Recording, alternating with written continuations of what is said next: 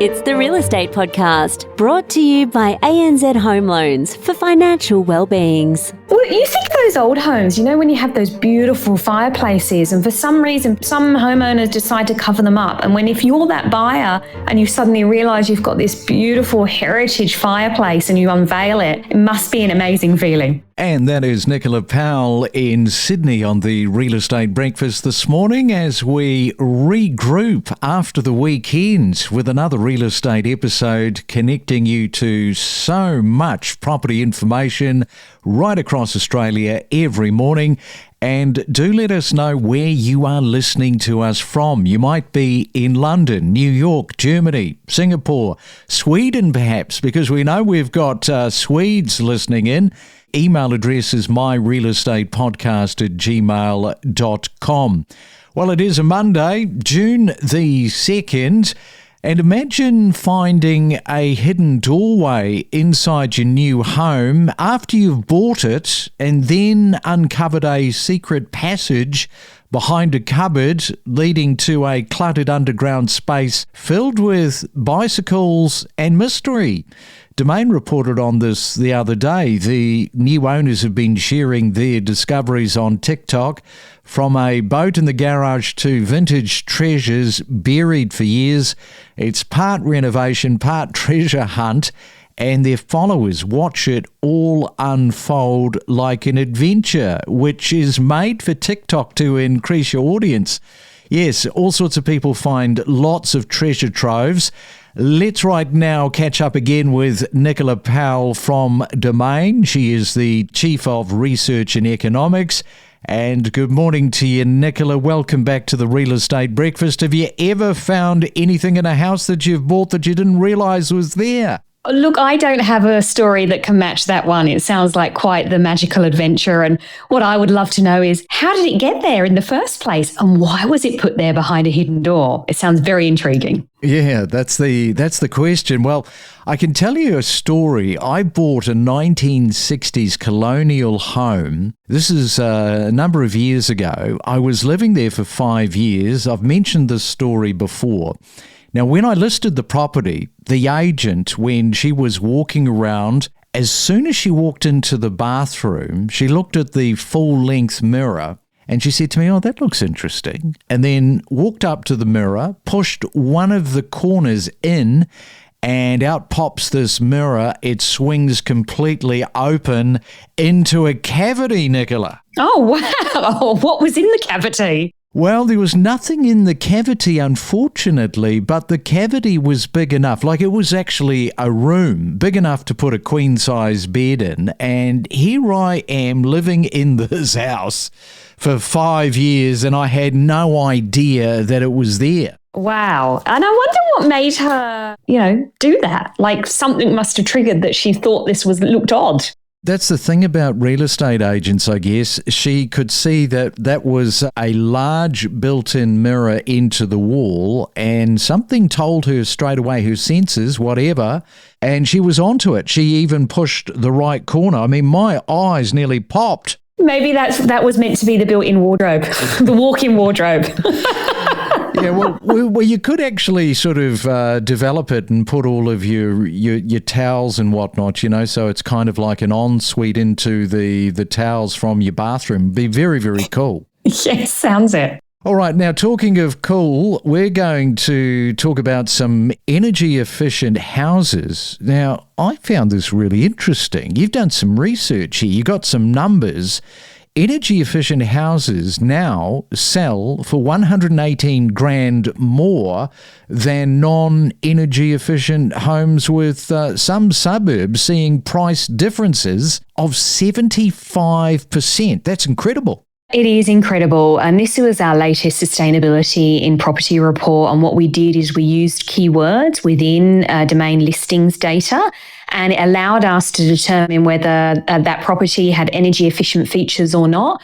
And what we found is that having energy efficient features in a home acts as a market multiplier. And as you said, it adds tens of thousands of dollars to the price point. And this has been something that is really ingrained in our housing market. When you look back over the time series back to kind of even 2020, there was always this price premium for a more energy efficient home. And even when we saw the market dip, you remember back in 23, we saw a bit of a dip in price. You look at that price premium for an energy efficient home, it barely flinched. So we've always had this price premium. Efficiency commands a premium. And I think that premium has been proving remarkably resilient over time.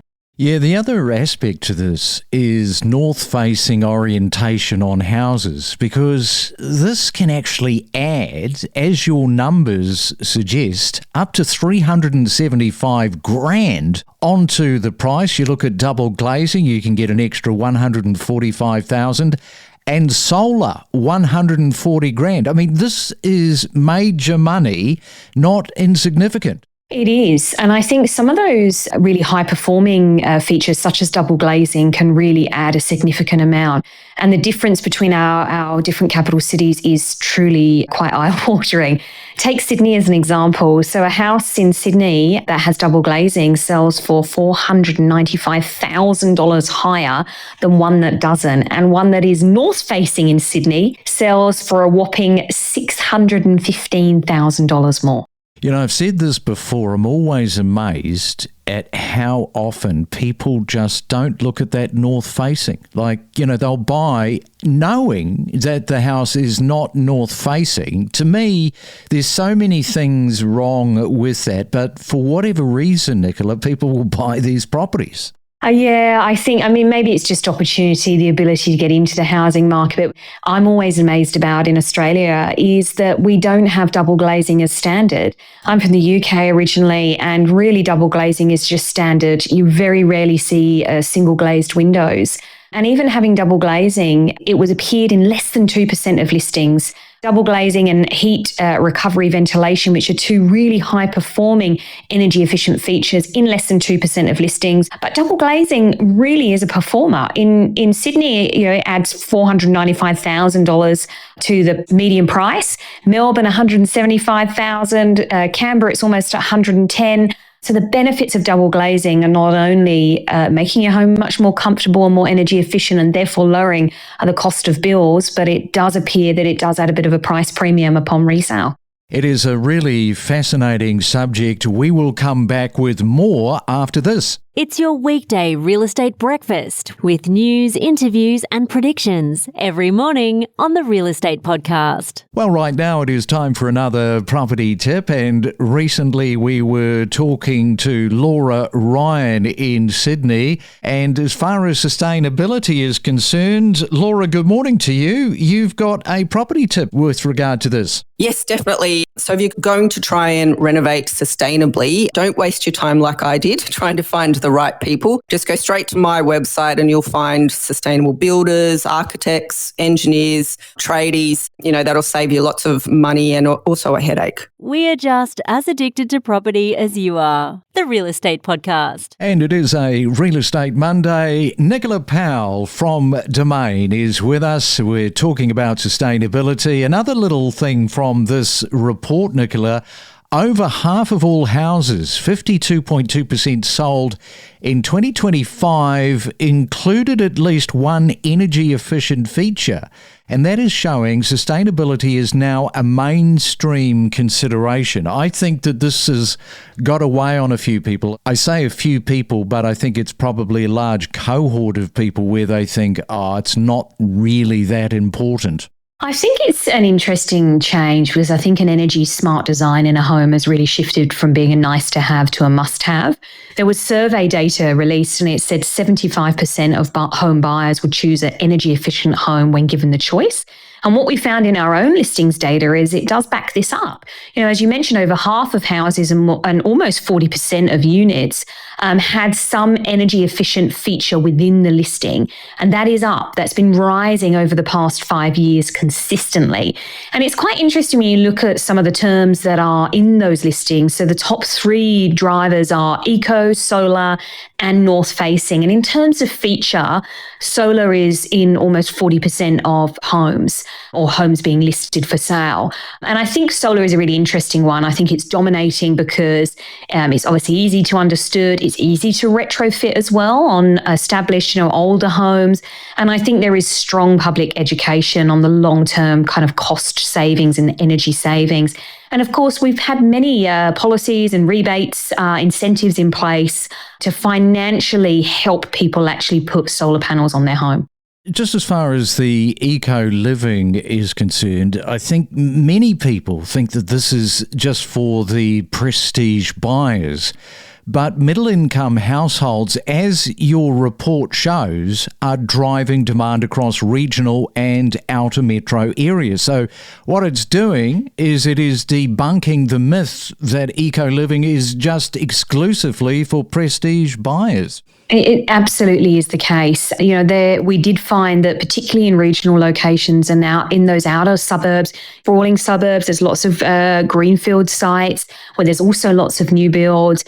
They really are driving the adoption. And I think particularly when it comes to new builds, there's certain standards that have to be achieved in terms of energy efficient ratings in new builds. And I think, when you look at the big picture, I think Australia's real opportunity is how do we retrofit energy efficient features in our established suburbs, in our established homes, those older homes, and how do we actually make it affordable for a cross-section of demographics and household incomes to be able to actually afford to put things in like solar panels or perhaps upgrade the windows or put in additional insulation. In the cost of living crisis that we're in and the fact that energy prices continue to rise and the environmental awareness, the growing environmental awareness we all have, these are all really important reasons why we should be, retrofitting our older established homes to be more energy efficient. And you never know, when you do some of these alterations, you might find some things hidden along the way. Oh, that was a good loop back to the very opening of our conversation. You never know, you just never know. Everybody's thinking about that today because if they're doing a reno, they're going, yeah, I wonder if we've got something in those walls that we're about to rip out. No. Well, you think of those old homes, when you have those beautiful fireplaces and for some reason, some homeowners decide to cover them up. And if you're that buyer and you suddenly realize you've got this beautiful heritage fireplace and you unveil it, it must be an amazing feeling. I remember years ago hearing that story. I think it was in the UK. They found it was like $1.5 million inside the walls, but it was the old money, and I'm not sure that they were able to actually convert it. Jane. Oh, really? Yeah, because for a moment there you would think, I have struck gold, but the money was so old. Anyway, lovely to catch up and talk with you on this subject because it is such a relevant one, and enjoy your Monday. And you. Thank you for having me on again. Remember to follow us on any of the podcast platforms so you never miss a real estate podcast. You can follow us on Apple, Spotify, and Amazon. Know your property with us. Yeah, look, I guess it's more typical that the parents are assisting, but it's great when you can have any sort of relative be able to help you and get you in that property market. And sometimes it isn't necessarily putting the money towards a house deposit, but it might be just some money to help close existing loans to help increase borrowing capacity. Is that you can't finance these properties. A lot of the properties still don't have utilities. There's still ongoing cleanup of the catastrophe that took place in January. So, without the ability to finance it, essentially these properties are sold for cash. I used to do busking a little bit embarrassingly as a magician on the streets at our Salamanca markets, and then throughout college, a long history of theatre and performing arts. So it's the perfect marriage of real estate and performing arts, really. So that's what started my obsession with it. We connect you to the best real estate information across Australia. The Real Estate Podcast.